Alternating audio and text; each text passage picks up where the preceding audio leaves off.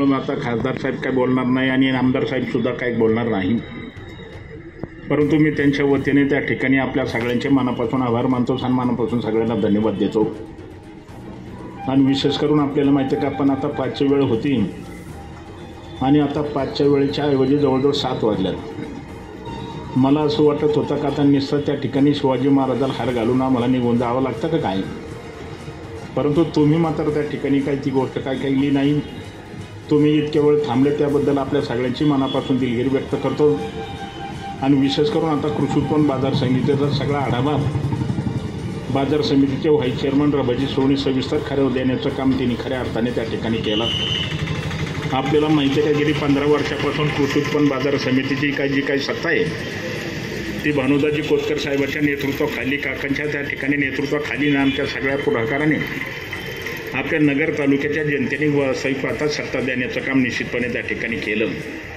सत्ता दिल्यानंतर आपण पाहिलं का गेली 15 वर्षापासून जे बाजार समिती आपल्या नगर बाजार समिती असेल, नेप्ती बाजार समिती, उपबाजार समिती असेल, त्यामध्ये आपण पाहिलं का गेली 15 वर्षापासून आपण अतिशय चांगल्या प्रकारची प्रगती करण्याचा प्रयत्न केला।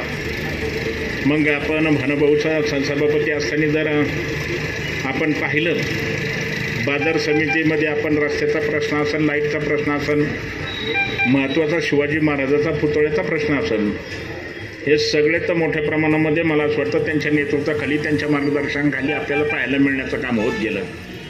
परंतु आता बाजार अपुरी पडायला लागली। आपण पाहिलं जर कदाचित नगरच्या बाहेर जर कदाचित एखाद्याला निघायचं म्हटलं तर 1-1 तास आपण पाहतो का रस्त्याला मध्ये जामिंग होण्याचं काम होत होतं। मग आता भानुभाऊला आपल्याला माहिती आहे का त्यांचं काम आपल्याला सगळ्यांनी पाहिलं, त्यांनी दूरदृष्टी ठेवून त्यांनी सांगितलं का आता आपल्याला बाजार समितीला आता उपबाजार समितीला कुठेतरी जागा घ्यावा लागेल, म्हणून त्यांच्या पुढाकाराने त्यांच्या प्रयत्नाने आपण नेप्ती ज्या ठिकाणी जागा घेतली आणि 1 वर्षामध्ये आपल्याला माहिती आहे का एवढं भव्यदिव्य मार्केट आपल्याला उपबाजार समिती उभा करण्याचं काम झालं। आणि आपण पाहतो का आता प्रत्येकजण ज्या वेळेला आपण नेप्तीच्या उपबाजार समितीचे लोक येतात त्या वेळेला मला असं वाटतं ही जी काय आपण उभा केलेलं जी काय काम आहे त्याचं कौतुक मला असं वाटतं निश्चितपणे मोठ्या प्रमाणामध्ये होण्याचं काम होत आहे।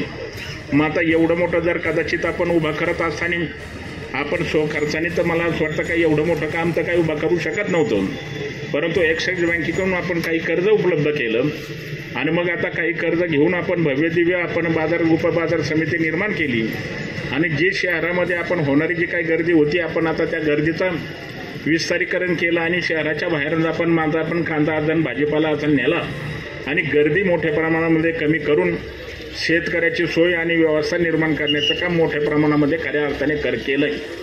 परंतु आता ही करीत असताना आपण पाहिलं का आता कर्ज एवढं मोठं घेतलं असल्यामुळं त्या कर्जाची आपण आता फेड करता आपल्याला 10 वर्षाचा कार्यकाळ लोटण्याचं काम झालं। आता जवळजवळ आपण पाहिलं का सगळं आता कर्जाची फेड पूर्णपणे करण्याचं काम आपण केलं आणि मग आता ते कर्जाचं काम केल्यानंतर त्यामध्येच नेप्तीच्या उपबाजार समितीमध्ये 7 एकरची आपण पाहिली का जागा त्याच्यामधून शिल्लक राहिली होती, म्हणून आता त्या शिल्लक जागेवर आपल्याला इथं आपण माहिती का कांद्याचं आपल्याला मार्केट अजून मोठ्या प्रमाणामध्ये उभा करावं लागेल। परंतु ही करीत असताना जर पाहिलं तर आपण पाहिलं का जवळजवळ 23 ते 24 कोटी रुपयाचा खर्च लागतो, परंतु मधला करोनाचा 2 वर्षाचा काळ जर आपण पाहिला त्या करोनाच्या काळामध्ये आपल्याला माहिती आहे का शेतकऱ्याचा कुठल्या प्रकारचा माल येत नव्हता, आवक येत नव्हती, परंतु कर्मचाऱ्याचा पगार तर द्यावाच लागायचा आणि कर्मचाऱ्याच्याच पगाराबरोबर इतर जो काही लागणारा खर्च असेल तो खर्चसुद्धा आपल्याला देण्याचं काम करावं लागायचं। 2-2.5 वर्षामध्ये आपण जे काय हप्ते भरायचे त्या हप्त्याला काही तांत्रिकदृष्ट्या काही वेळेला अडचण येण्याचं काम झालं, परंतु एवढी जरी कदाचित अडचण आली तर आपण त्याच्यावर मात केली आणि ते कर्ज आपण काढलेलं आपण आता पूर्णपणे 100% भरण्याचं काम केलं। मग आता हे भरत असताना आपल्याला माहिती का आता ज्या काय 7 एकर असेल तिथं आपण आता कांद्याचा मोठ्या प्रमाणामध्ये परत प्रोजेक्ट उभा करण्याचं काम करतोय। आता त्याचं जवळजवळ इस्टिमेट जर सांगायचं म्हणलं तर रबाजींनी जसं सांगितलं 24 कोटी रुपयाचं आज आपण पाहतो का त्याचं इस्टिमेट झालं, परंतु आता इस्टिमेट 24 कोटी जर झालं तर आपल्याला माहिती आहे का ते एवढा निधी कुठून आणायचा, कसं आपण बँकेचं कर्ज घ्यायचा, याचाही प्रयत्न आपण खासदार साहेबांच्या माध्यमातून खऱ्या अर्थाने त्या ठिकाणी करण्याचं काम करतोय। मग आता काका असतील ज्या वेळेला बाजार समितीच्या काही अडचणी निर्माण होतात त्या वेळेला आमदार साहेबांच्या प्रयत्नातून त्यांच्या पाठपुराव्यातून बऱ्याच गोष्टी मार्गी लागण्याचं काम 100% होण्याचं काम होत होतं। आपण आता गेली 10 वर्षापासून आपण चिचोटी पाटलाला 10 एकरची जागा खरेदी केली, विकत घेतली आणि आपल्या सगळ्याची शेतकऱ्याची इच्छा होती, अपेक्षा होती का तिथं सुद्धा उपबाजार समिती आपल्याला उभा करण्याचा प्रयत्न करण्याचं काम करायचं होतं. परंतु करोनाच्या संकटामध्ये त्या काळामध्ये आपली वसुली होऊ शकली नाही, बाजारामध्ये कुठल्याच प्रकारचा शेतकऱ्याचा माल आला नाही आणि त्याच्यातून जे काही उत्पादन मिळतं ते उत्पादन काही होऊ शकलं नाही. म्हणून ते आज आपल्याला पाहिलं का तसंच राहण्याचं काम 100% त्याच्यामध्ये त्या ठिकाणी झालं.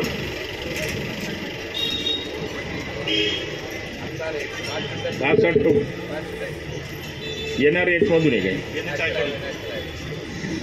तर आता एवढ्या मोठ्या प्रमाणामध्ये आता एवढा निधी येऊ राहिलाय म्हणजे मला असं वाटतं पुढच्या आता 5 वर्षाला कुठल्याच प्रकारचा खासदार साहेब तुम्ही निवडून आल्यानंतर काम मात्र कुठल्याच प्रकारचा शिल्लक राहणार नाही याचा मला खात्रीने आता विश्वास वाटतो.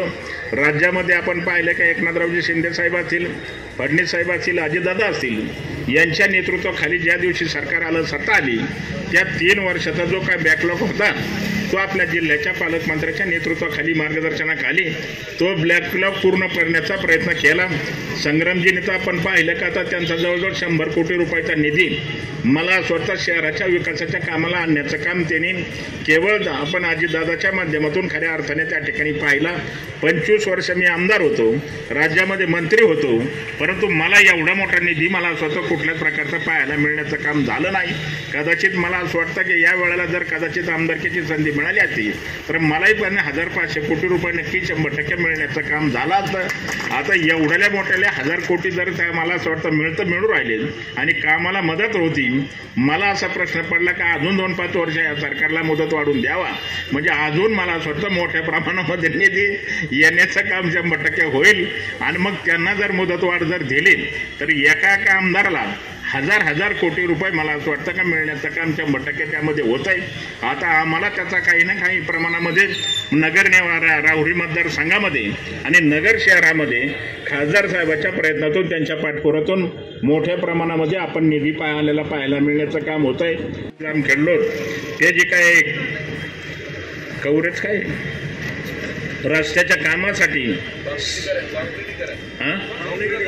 नगर जामखेड रोडवर कधी आपण कॉन्क्रीटीकरण फक्त कॉलनीचाच रस्ता कॉन्क्रीटीकरण पाहायला मिळण्याचं काम होत होतं, पण हायवे रस्ते सुद्धा आपण पाहतो का कॉन्क्रीटीकरण पाहायला मिळण्याचं काम झालंय. 657 कोटी रुपयाला मंजुरी मिळाली. म्हणून आपल्या सगळ्याच्या वतीने खासदार साहेबांचे मनापासून अभिनंदन करतो आणि केंद्र सरकारला आपण एकच विनंती करतो, अजून जर कदाचित 8-15 दिवस जर आचारसंहिता जर लांबवली तर अजून मोठ्या प्रमाणामध्ये निधी उपलब्ध होण्याचं काम 100% त्या ठिकाणी होईल. आता खासदार साहेबाच्या प्रयत्नातून आपले अब्दुल सत्तार साहेब त्यांचे जवळचे संबंध होते, प्रेमाचे संबंध होते.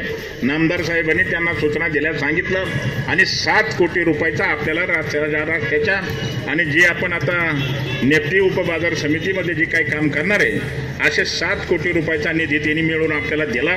त्याबद्दल त्यांनाही सुद्धा मनापासून निश्चितपणे त्या ठिकाणी धन्यवाद देतो. कदाचित अजून काही वेळ जर मिळाला असता तर जे 24 कोटी रुपयाचा आपण आता नेप्ती बाजार समितीला जे इस्टिमेट केलं त्याला सुद्धा आपण खासदार साहेबांकडून परत एकदा आता ते खासदार होणार आहेत, परत देशामध्ये त्या ठिकाणी सरकार येणार आहे आणि देशामध्ये सरकार आल्यानंतर ते परत केंद्रामध्ये मंत्री होणार आहेत.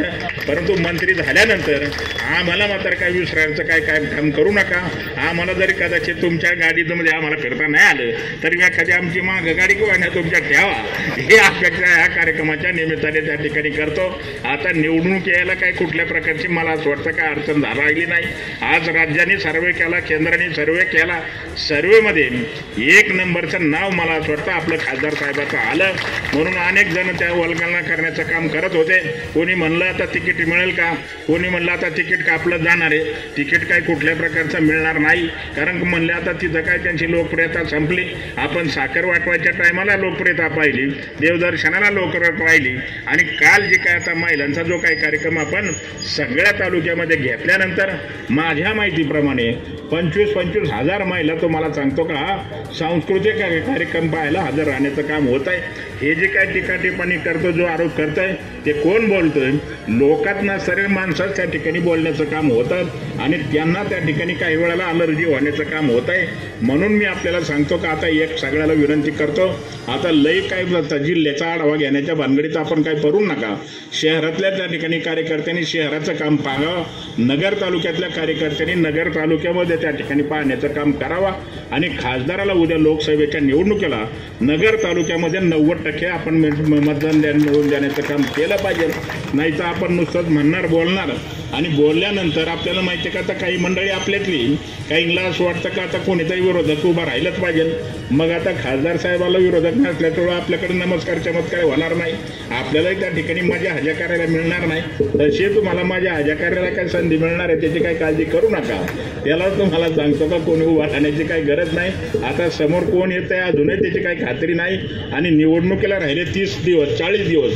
मी लोकसभा लढवली होती. मला जर कदाचित सगळ्या तालुक्यामध्ये गेलो तर गावला कुठून रस्ता जातो ही सुद्धा मी पाहत नव्हतं. डोळ्याला झापड लावून जसं कुठून यायचे तिकडे घेऊन जायचे माग आणायचे आणि निवडणूक चालू झाल्यानंतर गावात कोणी मला भेटत नाही. भेटले तर कधी कधी गावातून तुम्हाला सांगतो का लोक कटाळ्याला टाकून दिले, त्यांची माझीच भेटगाठ व्हायची. त्यांनाच रामराम सामसाम घालायचो आणि त्यांनाच रामराम सामसाम घालून मी म्हणायचं आता त्यांना विचारायचं आपलं वातावरण कसं आहे. ते म्हणले कर्डिले साहेब वातावरण अजून खूप चांगलं आहे, पण थोडं संध्याकाळची व्यवस्था आपण जर जास्त केली तर अजून वातावरण चांगल्या प्रकारचं होण्याचं काम होईल.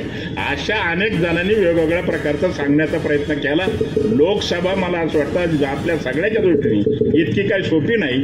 लोकसभेची निवडणूक फक्त विखे परिवाराशिवाय तिसरा कुठलाच माणूस करू शकत नाही आणि निवडून सुद्धा मोठ्या मात्रा जखीने येतील. मागच्यापेक्षा तुम्हाला सांगतो का आता मोठ्या प्रमाणामध्ये लीड मिळण्याचं काम होणार आहे. त्याचं कारण एक आहे आता तुमच्या पलीकडून बसलेले आमदार तेच तुमच्या विरोधात होते आणि त्यांनी सुद्धा 5 लाख रुपये मताचा आकडा घेतलाय. आता ते तुम्ही एकत्र येते आणि मला आता जावायची कुठल्या प्रकारची अडचण काय राहिली नाही. त्यामुळे अजून प्रश्न मला असं वाटतं आता सुटण्याला काय अडचण मला असं वाटतं काय कुठल्या प्रकारची राहिली नाही. आता मी काय तसं काय त्या ठिकाणी जावायचं काय काम केलं नाही, परंतु ज्यांनी जावायनी आणि काकांनी शहरातल्या आल्यानंतर काही कार्यकर्त्याला वेगवेगळ्या माध्यमातून काही मदतीचा हात केला आणि मग आमचे बाबा खर्चे सारखे त्यांनी सांगितलं का मला आमदार साहेबांनी जो मदत केली म्हणून मी थोडंफार त्यांना मदत करावंच लागेल. आणि मग माझ्यावर त्याचा ठपका आला का कर्डिले साहेबांनी काहीतरी सांगितलं. मी कोणालाही कुठली गोष्ट काही सांगण्याचं काम काय केलं नाही. मी पार्टी म्हणजे पार्टी, पक्ष म्हणजे पक्ष ही भूमिका खऱ्या अर्थाने त्या ठिकाणी घेण्याचं काम करतोय. आता तुम्ही काय कुठल्या प्रकारची काळजी करू नका.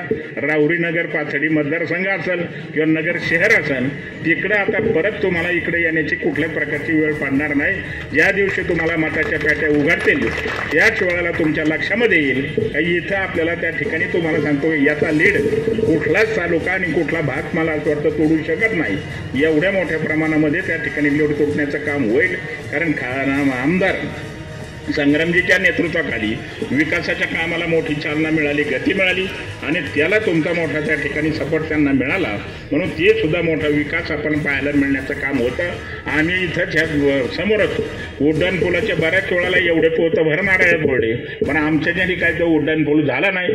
आम्ही 5 पोते साहेब सांगायचो. आता निवडणूक आली का पहिल्या उड्डाण पुलाचा आम्ही नारळ फोडायचो. 5 पोते साहेबाला सांगितलं का तर आपण 2-3 वेळाला नारळ फोडलंय. आता आपण नारळ फोडलं तर आपल्या डोक्यातच नारळ लोक घालतील. त्यामुळे आता काय या भानगडीत काही पडू नका. परंतु त्याचा त्या ठिकाणी जी गोष्ट घडली नाही ती गोष्ट आपण घडलेली पाहायला मिळण्याचं काम झालं.